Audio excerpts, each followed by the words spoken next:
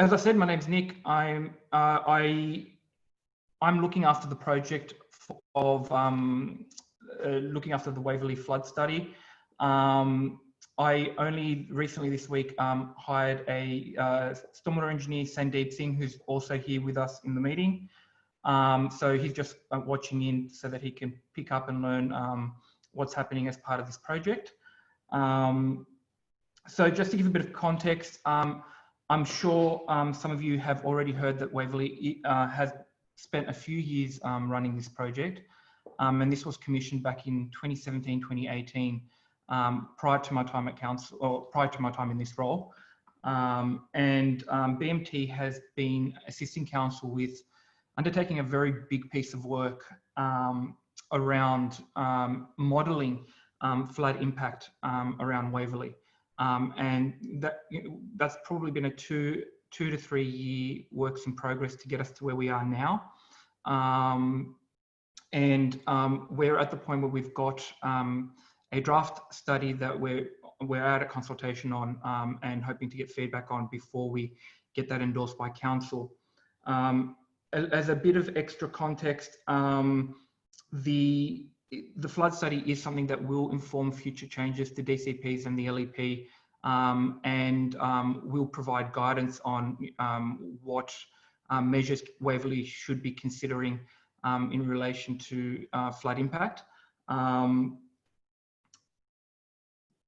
I guess the next steps, and I know Jackie will go through this in more detail, the next steps, of course, are us looking at mitigation strategies around mitigating those flooding events. So when Jackie goes through this, she'll outline a few key areas, focus areas that we need to do a fair bit of work to get us to a point where we've mitigated some of that risk. Just a bit of housekeeping. If you've got any questions, put your hand up. I'll call your name out so that you can speak. If you have any questions specific to the slide that's up at that point in time, do ask your questions. If it's anything a little more specific, hold on to it until the end and we can kind of go through that at the end. And then I guess from there, I guess I'll hand over to Jackie from BMT to take us through the presentation. Any questions at this point? Over to you, Jackie. Thank you. Hope you can all hear me all right. Yeah, all right. I'll just stop sharing my video so I can just not see myself as I'm speaking. All right.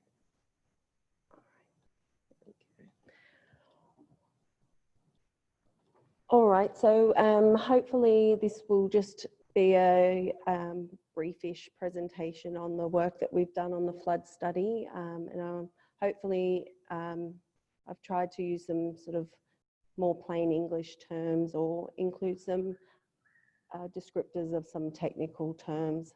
But if you've got any questions as we go through, like Nick said, then please just stop me on a particular slide if it's relevant. So firstly, just an overview of what the presentation will contain. So we'll outline the study area, just for some context as to the objectives and the need for the study and specific considerations that are relevant to this local LGA.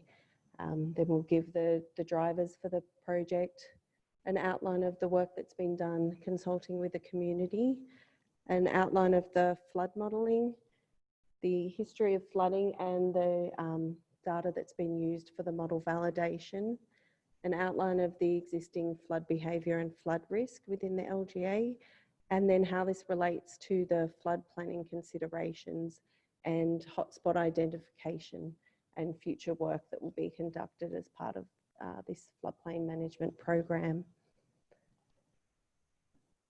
So in terms of the study area, we're looking at about a 10-kilometre square area that includes 13 smaller subcatchments within the Waverley LGA and 2 subcatchments within the Randwick LGA that are linked to areas within Waverley.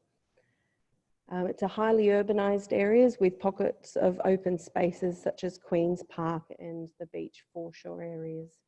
But there are very few defined water courses The only main ones would be Tamarama Gully and Bronte Gully, for example, draining into the ocean. And due to this highly urbanised nature of the study area, it's prone to overland flooding when the local stormwater system is exceeded during intense periods of rainfall. There's also some oceanic interaction along the coastal boundary, along the beachfront. And the study area has been subjected to intense rainfall in the past that's resulted in flooding, most notably in August and December 2015 and February 2017. And then there's obviously been some more recent events such as the February 2020 event a couple of months ago where there was quite intense rainfall throughout Sydney. So this study forms part of the floodplain risk management process that's a New South Wales government initiative where the New South Wales government works with councils to establish and map the flood behaviour within an area, both historically and for existing conditions. And then we can also consider future conditions as a result of climate change impacts. The study aims to define the nature and extent of the flood risk to properties and to the community. And so this flood study forms the initial stage towards the development of a floodplain risk management plan that will be used to ultimately guide the direction of future floodplain risk management activities across the LGA. And essentially, overall, it will provide council with flooding information to make more informed decisions on developments and to plan for the flood risk in the future. So in terms of community consultation, it's always an important component of any flood study, and it really aims to inform the community about the study and to consult the community and collect information on their flooding experiences and flooding concerns. And we found that early engagement with the community is fundamental to effective flood risk management planning in terms of gaining community support and a sense of ownership over the study and future mitigation works. So for this study, the community was first consulted in 2017, 2018, when there was a media release and information brochure informing the community of the study. And also linked to that was a questionnaire to seek feedback from the community on their flooding experiences, any important information and any historic flood information they could provide, anecdotal evidence, photographs, things that we could use as part of the modelling exercise. And there's also been an active study webpage where the community can find more information and also provide their feedback. We also undertook some more detailed community information sessions and resident interviews where needed. And then obviously now we're at the public exhibition stage now that we have the draft report. So just seeking feedback on the information within the flood study. In terms of the responses from the initial consultation, we issued over 35,000 questionnaires and we received 446 responses. So within the Waverley LGA, we had a typical response rate that was quite low. It was only about 0.4%, and it was a stronger response rate within the Randwick LGA, but it was also a much smaller, more targeted questionnaire. Of the 91 respondents, 91 respondents had experienced flooding at or outside their property. That was 53 from Waverley, and 23 had reported flooding above floor level. There was a large number, 214, who had indicated flooding in their street, and some of the residents had also indicated that they'd noticed blockages of the stormwater system at the time that the flooding was observed. In terms of the flood modelling, this is quite a technical exercise that we undertake in order to define the existing and future flood risk. So the first stage in this process is building the model. So we develop a detailed model using specialised software of the drainage system and the overland flow across the LGA. So we determine such things as catchment areas, so which areas are draining to what locations. We look at ground surface data, so what's the level of the ground, you know, which way is the surface sloping, where will the water drain. We look at land use data insofar as different surfaces and their roughness. So obviously things tend to run faster across paved surfaces than they will across grassed or heavily vegetated areas. So we look at land use data and how that affects the surface roughness. And also we included a very extensive stormwater network within our model and linked that to the surface. So once the stormwater network was exceeded, the water would flow onto the surface of the model. But before we can do anything with the model, we need to ensure that it's performing well against observed flood behaviour for historic events. So we use historic rainfall and flood data information. Unfortunately, within the LGA, there was no specific records of historical flood levels. However, from council and through the community consultation, we did have a number of photographs and anecdotal reports of the flooding that provided some indicative flood depths and observations of flow paths and extent of inundation. So we used the August 2015, December 2015 and February 27 events for the model validation. And in order to do this, we basically applied the rainfall data from local gauges. So we had gauges at Waverley Bowling Club, Vaucluse Bowling Club, Paddington and Randwick Racecourse. So we use that rainfall data within the flood model, and then we can compare the predicted flood behaviour from the model against observed conditions. So you can see in the photographs there that we've compared the flood extent and depths with those photographs that we've got. And it was found that the model provided a reasonable representation of the observed historic flood behaviour. And on that basis, it was considered that the model could be used to reliably represent flood conditions in the area. So the next stage is using the flood model to predict the existing flood risk within the LGA. So the design flood behaviour is based on the modelling results that are undertaken for a range of design events that go from relatively frequent events to more extreme or rare events. And we talk about a design flood, which is a hypothetical flood representing a specific likelihood of occurrence. So a 1% annual exceedance probability is a flood that's likely to occur once in every 100 years.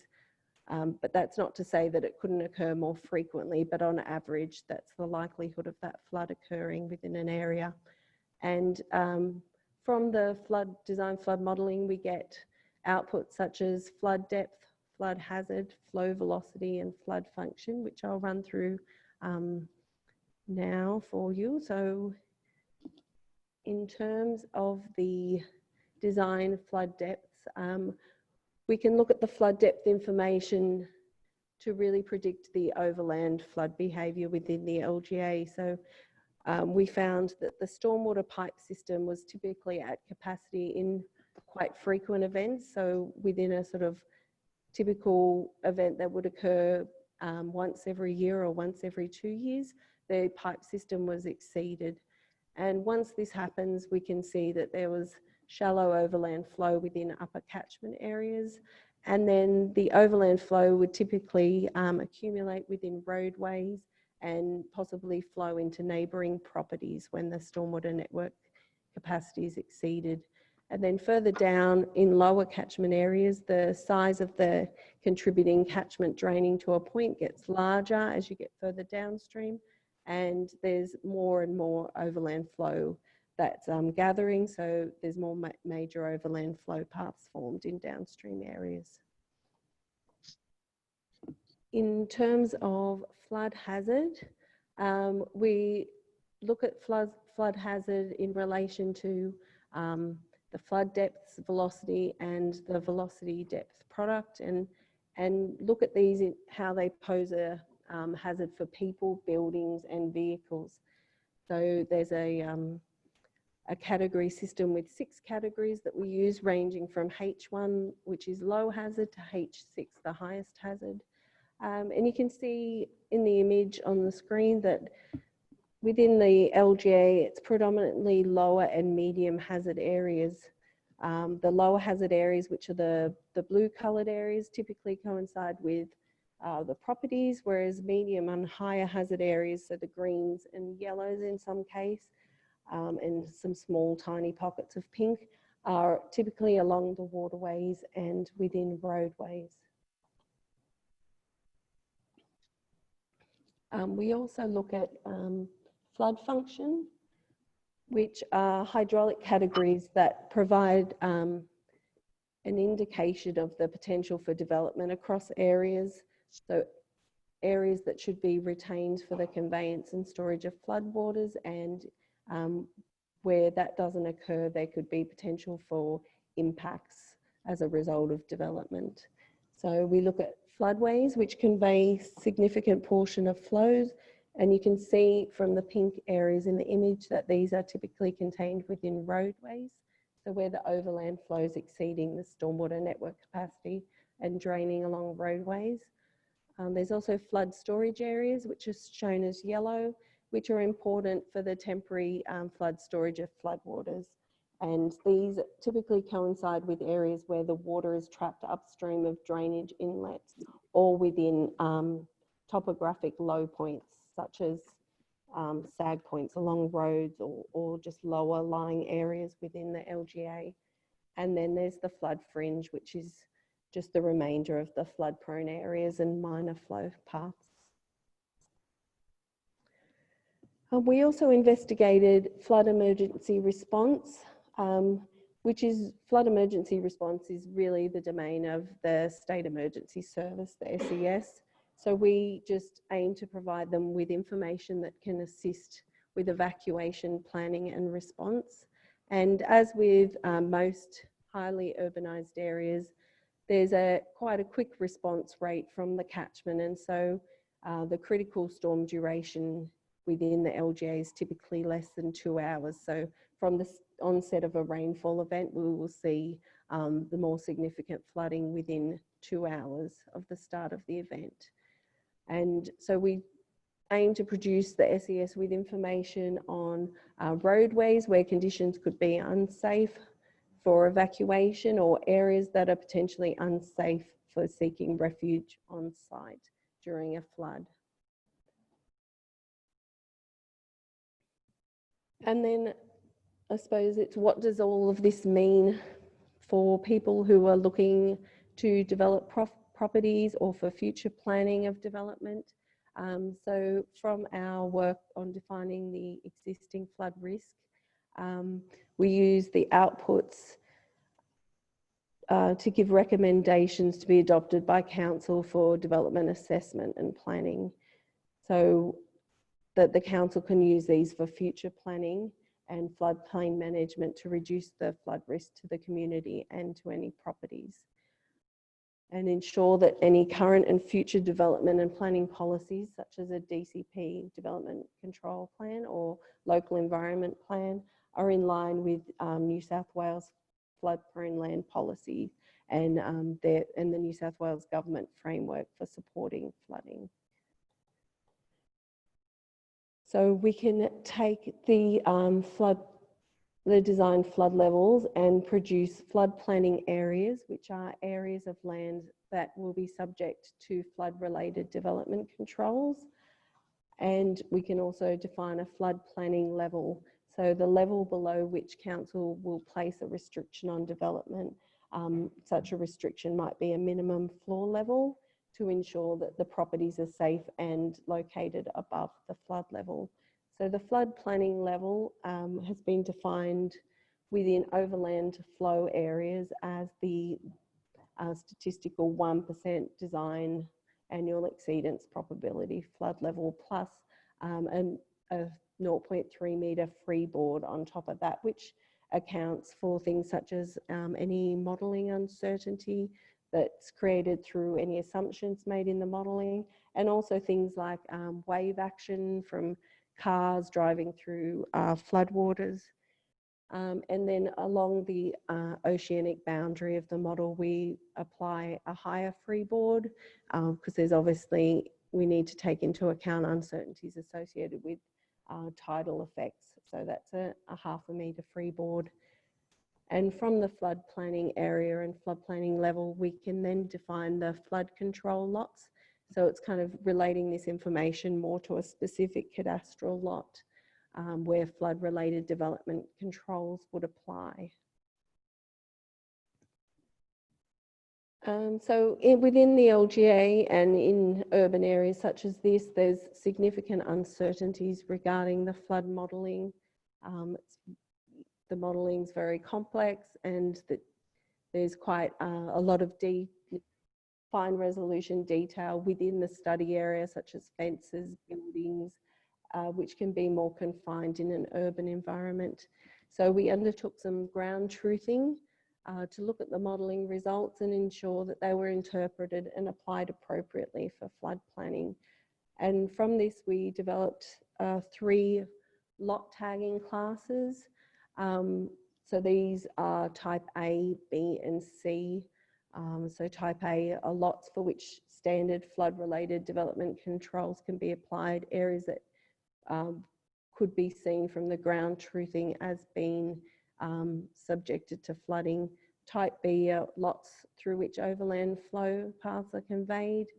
And type C are lots that were within the preliminary flood planning area developed from that 1% AEP flood level, plus the freeboard allowance.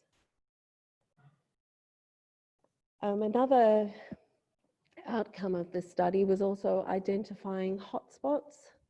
So we looked at 12 locations where there's a concentration of flood affected properties. And this really gives a picture of areas of the greatest flood risk and areas where there's the potential to make the greatest impact to manage or mitigate the flooding.